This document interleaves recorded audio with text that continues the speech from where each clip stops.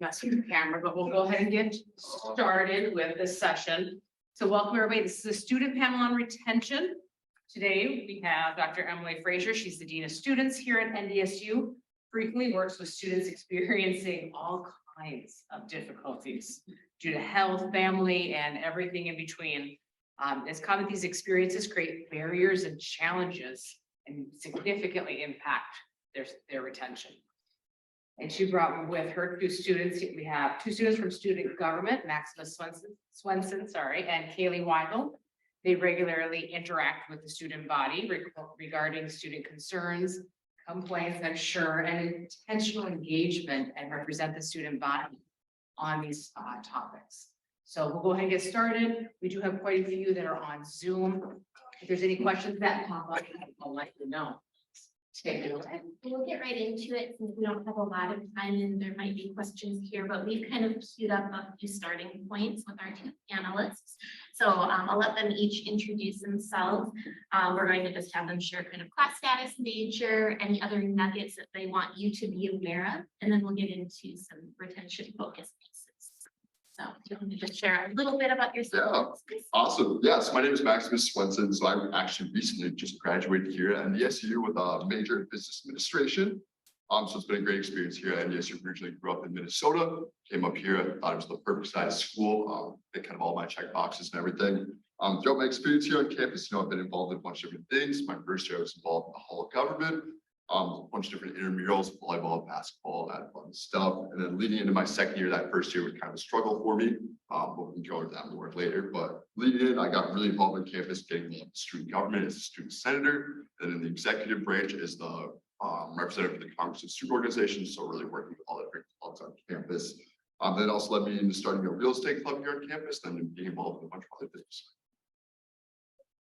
Hi everybody, my name is Kaylee Weigel. I was an accelerated master's student, but I graduated with my bachelor's. So I'm a full-time graduate student, which is really exciting. I'm from Alexandria, Minnesota, and I originally chose NDSU primarily because my sister went here and also because there were a lot of great research opportunities. And I kind of had a really rough start to my college career. Like it was the first 3 years. I just did not enjoy it here, which I'm sure we'll talk about a little bit more. But I've been pretty involved in campus. My freshman year, I was in hall governments, and then that kind of ended because I got sent home from COVID. And then my sophomore year, I was pretty uninvolved just because there weren't a lot of opportunities for involvement. And then I joined student government. I was the executive commissioner of external affairs. And I got to work really closely with the North Dakota Student Association, which was really cool because I got to advocate for students across the NDUS system.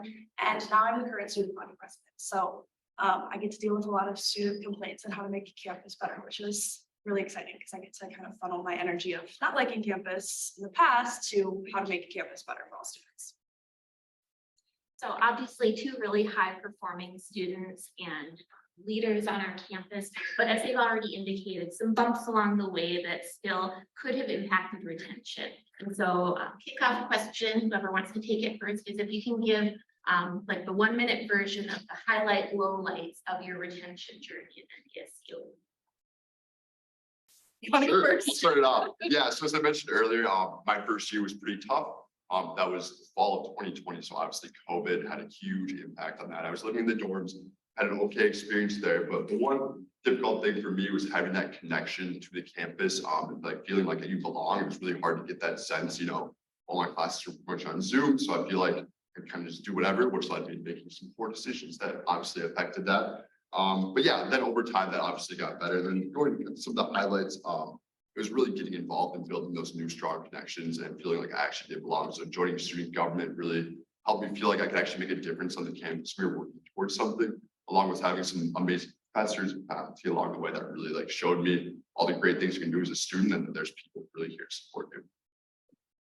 My experience was a little bit different because I kind of came to campus with a community built in. I came with a friend from high school. My sister went to school here, so I felt like I had a good support system, but a lot of my highlights and lowlights were related to my experience solely in the classroom because I focused a lot on my academics.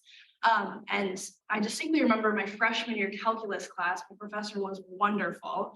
On the first day, he made us like find friends if we were sitting next to and like create this little team, we would like compete against their teams, like solve integrals. And it was so nerdy, but it was super fun because we got to just kind of form that community. And I'm still friends with my calculus pals from freshman year, 4 years later. And so that's kind of one of my highlights, is just like being able to build a community within your own classroom. And that was facilitated by the professor. But my lowlights were kind of related to how professors tackled educating their students, in a sense of, there were some professors I took classes from that definitely didn't want to teach. And that was very clear in how they were interacting with their students. And it's very difficult for me to feel like I belong in a classroom when a professor doesn't necessarily want or care to be there. And so I kind of had a professor like that for at least once a semester or a year every year for the first 3 years. And that was really difficult because I was here to learn. And I just felt like I wasn't getting taught by people that wanted to teach me, which was really hard to navigate. So I guess I should have started with lowlights. I could have ended on that was my bad. All right, so Maximus, you shared how the importance of relationships with respect to retention was really paramount. Can you kind of flesh that out a little bit more, how faculty can help contribute to that positively or negatively? For sure, yeah. So, looking back on how faculty and how that relationship has really helped with my experience with retention and everything, there's a few key moments that I like to point out. So I know my freshman year, I had an online econ class, so on Zoom every day, and so it was really hard to build that connection with the class, with the people. Professor, for some reason, he recognized my name and just would always like call me out and stuff.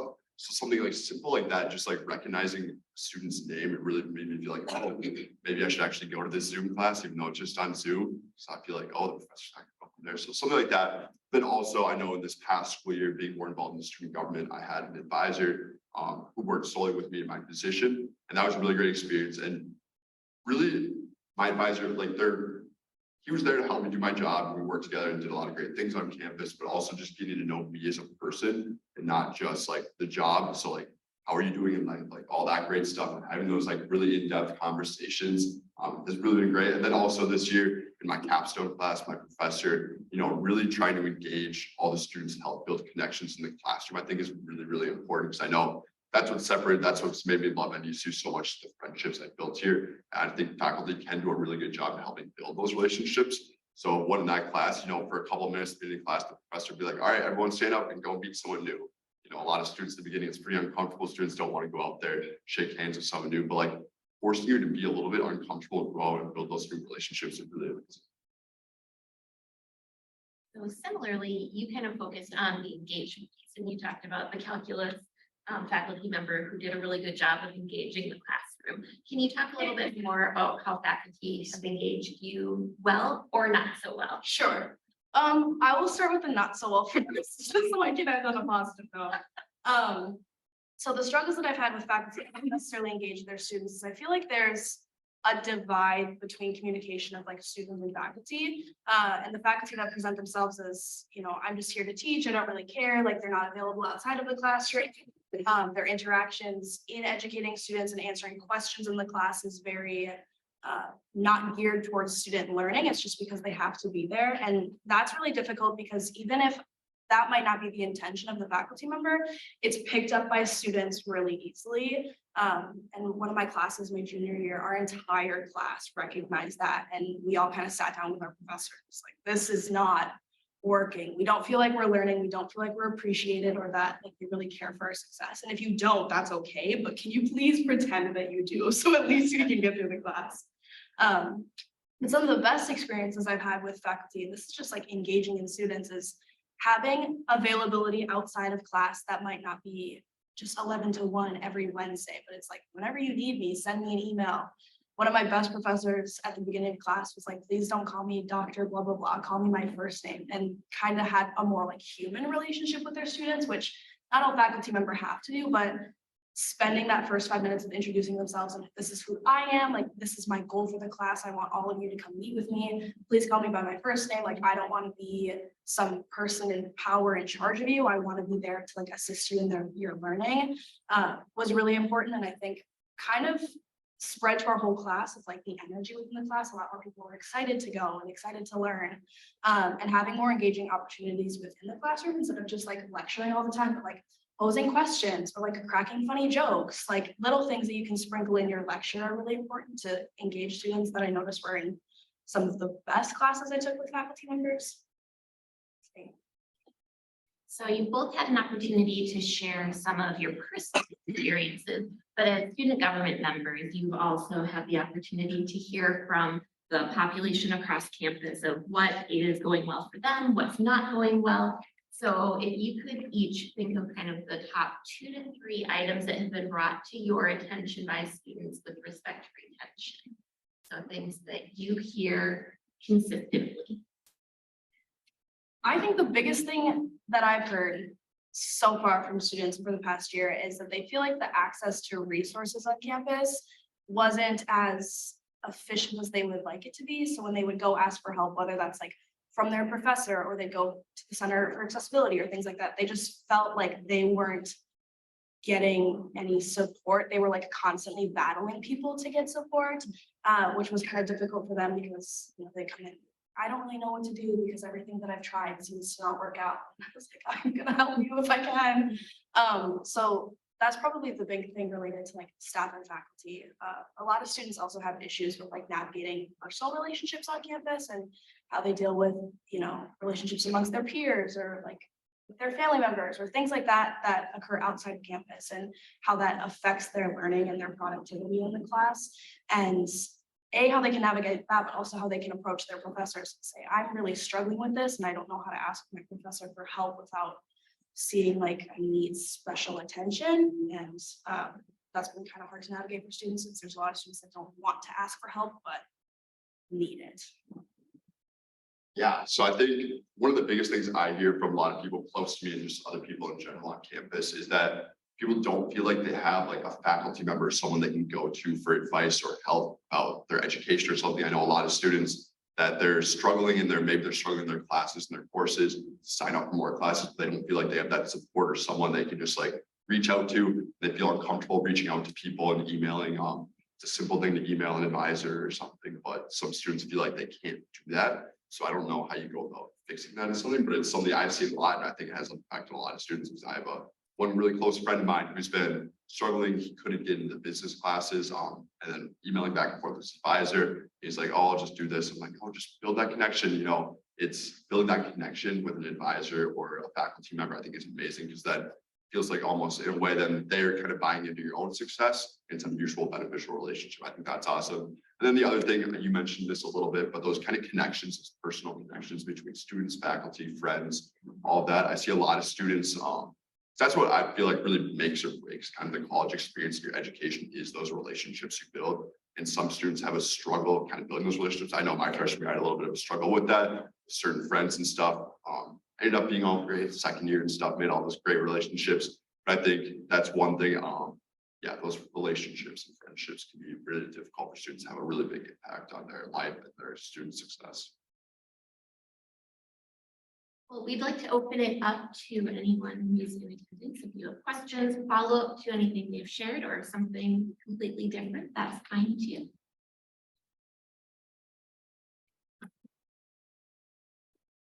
That's scary, I promise. I have a question. What do you think students think a professor's job entails? Do you think students have an understanding of that? No. I'm gonna be completely honest. I had a big issue with one of my professors and it was their first year teaching. And I'm not very proud to, you know, admit of how I handled the situation because I was really mad. But I didn't have an understanding of how much work went into creating a class and also the work they're doing outside the class. So I don't think students realize how much work faculty put into teaching as well as the things that they do outside of the class. But at the same time, I think it is difficult for students to kind of, I don't want to say care, but to make it a little bit more realistic of like giving them the benefit of the doubt, because the student's really there to learn. We're like, unless they're working in a research lab or something, you're going to class, you're learning, and you're going home. And so if your only experience with your professor is negative, because the professor is juggling so many things, you're not gonna think, oh, they're probably super busy and they have other things going on and they're having a difficult time handling it. It's, oh, they just don't care about me or my education and they're a bad teacher. So there's definitely two ends of the spectrum, and I definitely don't think that students understand how difficult it is for faculty member. I didn't a year ago, so I've gotten a little bit more insight on it just because I've spent a lot of time working with faculty members to get a better understanding, so then I can advise students better in the future. But it's hard to tell students that you sometimes have to be a little bit more gracious when it comes to things like that, because sometimes they don't care. That sounds mean, but like, That makes sense. yeah. Yeah, kind of going off of that, I see, I agree, students don't know what professors do and like what their job is, because I think it's so different across campus and all the different professors. You have some professors that are first year graduate students and their work, their masters. You have others that are, their main focus is their research, and then there's some that are main focus of the classroom. So I think a lot of students don't understand that in some cases, the professor, their only job is not just to teach the class. So I think, I don't know, finding a way for students to maybe help realize that it would be amazing that, yes, I'm here to help you teach stuff. This isn't their only job. So I know that's one thing.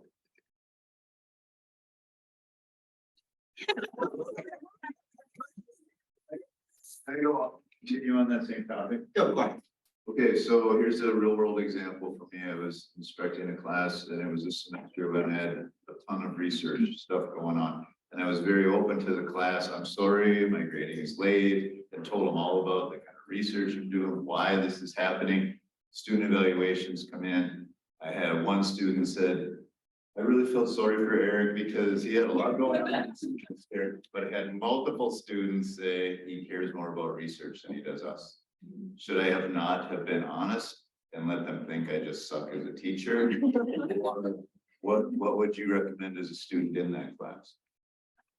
That's tough. I think you did the right thing of at least letting students know, because I was a TA for a class for a professor who had a really big grant due around October. None of the grading was done ahead of time. Like, I was helping out as much as I could to get some grading done and just meeting with the students, because the professor was largely unavailable and all of the students were really upset about it. I was like, that's how life goes. We're gonna do our best to help you. There's some things that you can't get around, but I think that like there's nothing that you really could have done. Like you had to focus on both things. But I do think telling students ahead of time, like, listen, I really do care, but I have to get this done. At least they know that the reason that you're behind is because you were focused on research and not just because you were slow on your grading and a bad teacher. You will probably put it in their minds that your focus is research, but at the end of the day, a lot of faculty members' focus is research, and some of them are teaching because it's part of their contracts. So I don't necessarily think that was a bad thing, and you can't please everybody. You're always going to get some horrible student evaluation, and there's kind of no way around that. But I do think like telling them and being upfront about it was definitely the best way to go about it. Did you get any feedback that was like, he was really great, like he did his best? I got some of that. Okay. You always, like you said, you can have a class of 100, and if one person really skewers you, focus on that 1%. That's the hard part. If you're an empathetic teacher. So I think that communication is huge. I know that's the one thing I really love. Some of my favorite professors throughout college, those professors that are open to communicate, whether it's good information, bad information, whatever, just knowing the situation overall really helps. I know me and a lot of other students can understand and be, more content or just understanding the situation. Because I know I've had some professors in the past where nothing's getting graded, there's no like clear direction on the projects or the assignments, and there's no communication. And you try to reach out and there's no communication. So I think just being able to communicate effectively, whether that's the emails, talking to the class, I think is huge. I know for students like me, just at least having somewhat of a direction, understanding the situation helps a lot. I just add on, a lot of times when students come to me, they are looking for some grace from their faculty member, which I will often help them to navigate. But I also have the conversation with them when they're like, I haven't heard back and they've been waiting 35 minutes. After the email about having some grace both ways because your faculty members are busy, just like you have a busy life as a student. And so even if you've planted the seed for later on in their development, that people have lots of competing interests, I think that is a helpful piece of information for our new students. So I know there were questions here and here. Go ahead. Thank you.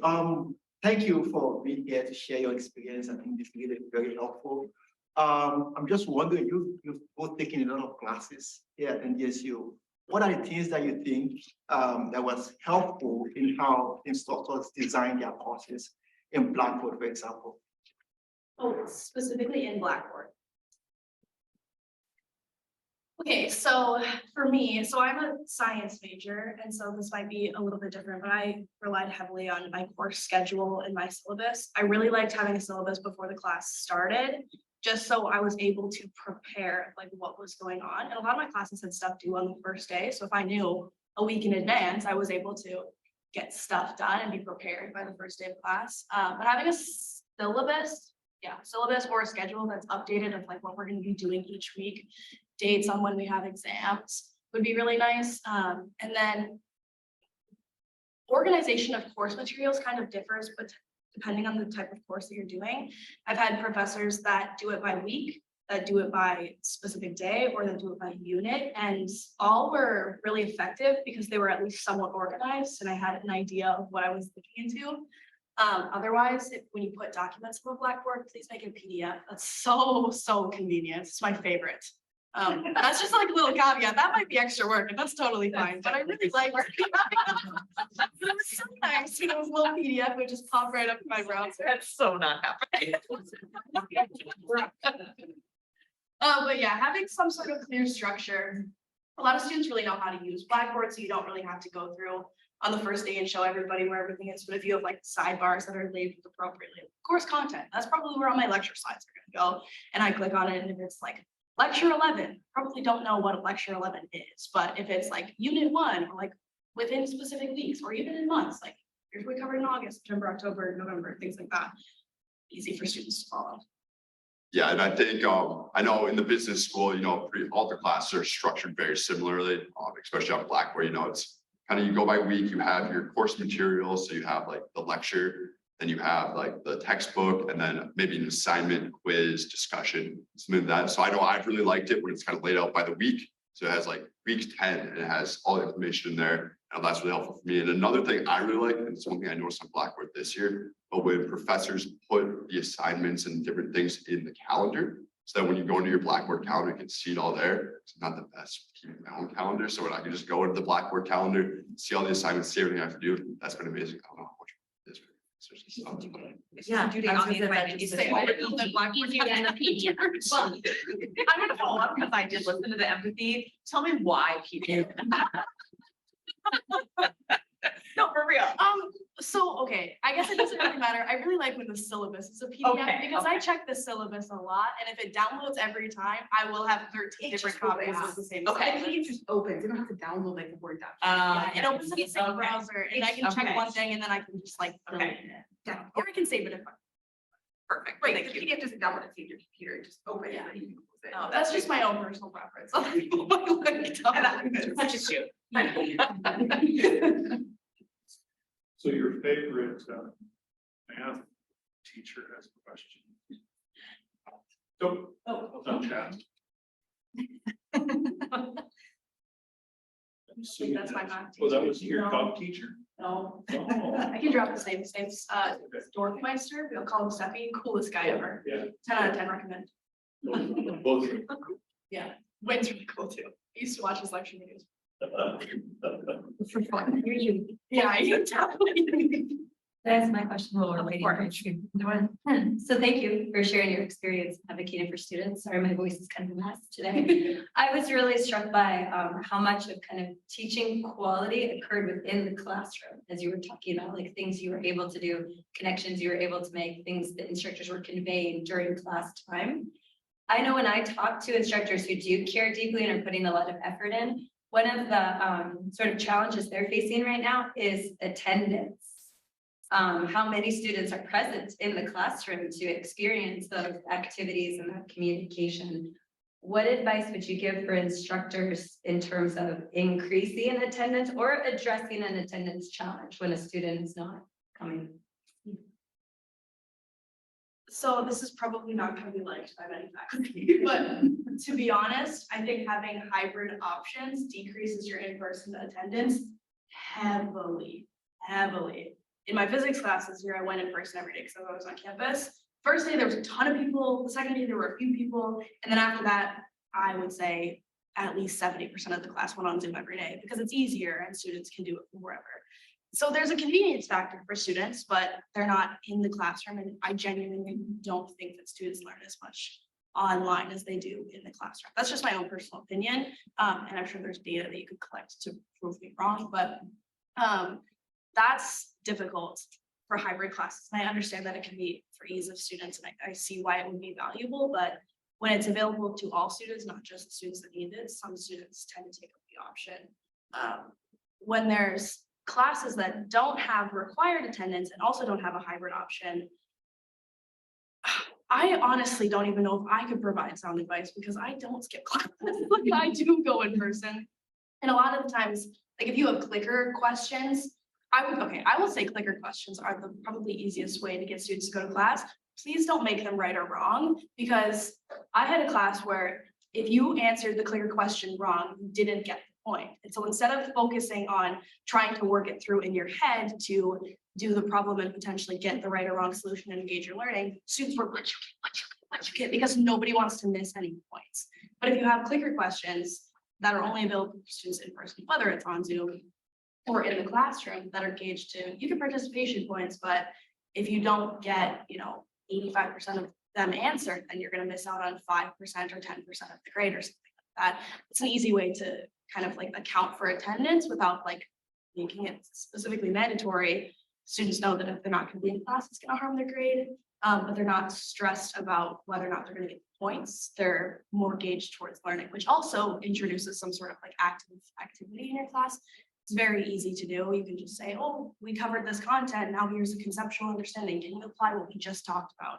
And if the scores are good, then you're like, okay, good. Right. They understood what I was talking about. Let's move on. And if a lot of students got it wrong, it's like, oh, do you guys understand what we were talking about? Should we maybe go back? And then you have a good idea of how students are performing in their classroom on a daily basis. Yeah, so unlike Kaylee, I skipped a lot of classes. So I think when I look back at the classes that I would go to in person more frequently, I think it came down to a couple things. One was how required was my attendance. So if it was gonna have a big impact on my grade, whether that's like in-person quizzes, like turning in homework in person, all that stuff, it's like, well, I have to go, otherwise I'll fail the class. So I know that's one thing. I don't know how applicable that is in all situations. Like I know, for example, one of my classes last semester, his attendance was a huge part of my grade. It's like, if you miss more than like 1 or 2 classes, you're not going to get a good grade in that class. So it's like, I need to make sure I go. Then I also think the style of the class and how engaged. If it's just, I know for some of my classes, it was just a lecture. PowerPoint was uploaded to Blackboard after the lecture and everything. So it's like, I really want to go right now? Do I want to wake up at 8 and go to class? I can sleep in a little bit, just watch it later, or look at it later. So I think finding ways to integrate kind of that more hands-on stuff, I think is great. So whether that's through clickers, like maybe like a group discussion, things like that, I think are huge. And that's like one thing that made me go to class more. Then also, I think, as much as students don't like it, having that kind of somewhat required attendance policy, I think it's huge and it works if students don't like it. One other question, we have one posted up here. Any advice from a student perspective for how instructors can help improve retention or overall quality of an online only class, if either of you have taken an online only class, which was COVID too, but.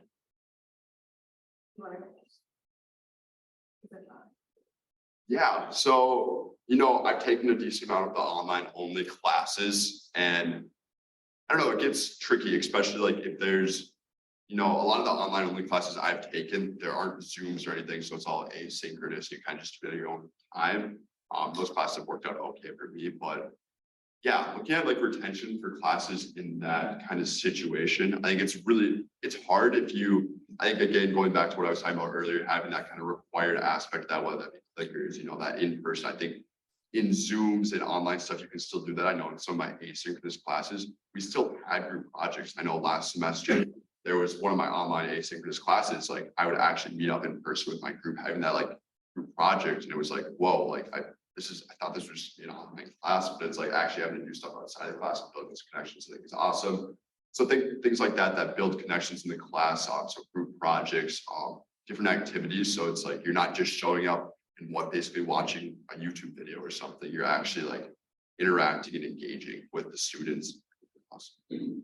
I think a couple online only asynchronous classes. They weren't my favorite because I really enjoyed like the in-person connection. You could already guess, but I think the best thing about that, and it is relatively easy to do, is the professor of that class emailed us at least every week. Like, hey guys, here's what's up this week. Like, blah, blah, blah, blah, blah, blah. Hope you guys have a great week. Sincerely, whoever. And I think that made it for a more, on top of like having to do discussion boards and things with these students in the class, which a lot of students were like, oh my gosh, I have to email all these people, whatever. But that was like a really easy way to like feel like you were building that connection with that faculty member, even though you're not meeting or having a Zoom call or like speaking to them regularly. And I really enjoyed that because I mean, they probably thought they were emailing the void and like nobody was reading it. And I read it every week. I was like, oh, this is pretty cool. Like they'd like add in a little like inspirational thing of like, or something random like related to themselves, and like was able to build that connection.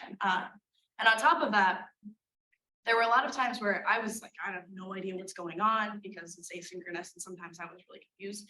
And I'd email that professor and I'd get a response back within the day, which is like super unheard of because people are really busy, and I understand that.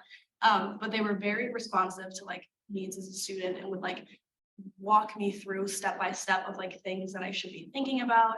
And there was one project where I was like, I don't really have a great idea, but this is kind of what I'm thinking. And she responded back like, here's like a couple of questions for you to think about. You answer them, and then that can help gauge your direction. So it was very like communicative between the professor, even though I never actually got to meet with them. I don't know what she looks like, but she was great. And so just being able to like have that unofficial sort of like communication on top of things integrating classes is really helpful because it helps like draw students in and like make them think that you care, even though you don't meet on a regular basis. Yeah, going off that again, like those weekly emails, those classes I've had, that just that communication. I know, I'm one of those students that checks their emails. I know not all students are great at checking their emails, but having that, it made me feel like I could actually just reach out to the professor, and like if I have a question, I felt like there was a connection there, even though I'd never met them or anything. But having that kind of weekly email, like laying out like, oh, here's what we covered last week, here's what we're gonna cover this week, here's what's due, and whatever else they include in there, I think is really great. And I think that helps build that connection between the professor and the student. But there will probably be one student that's like, stop talking to me. I just want to go to class and not speak to anybody. And that's totally okay. Like you just can't meet everybody's needs. I appreciate your guys' time. Round of applause.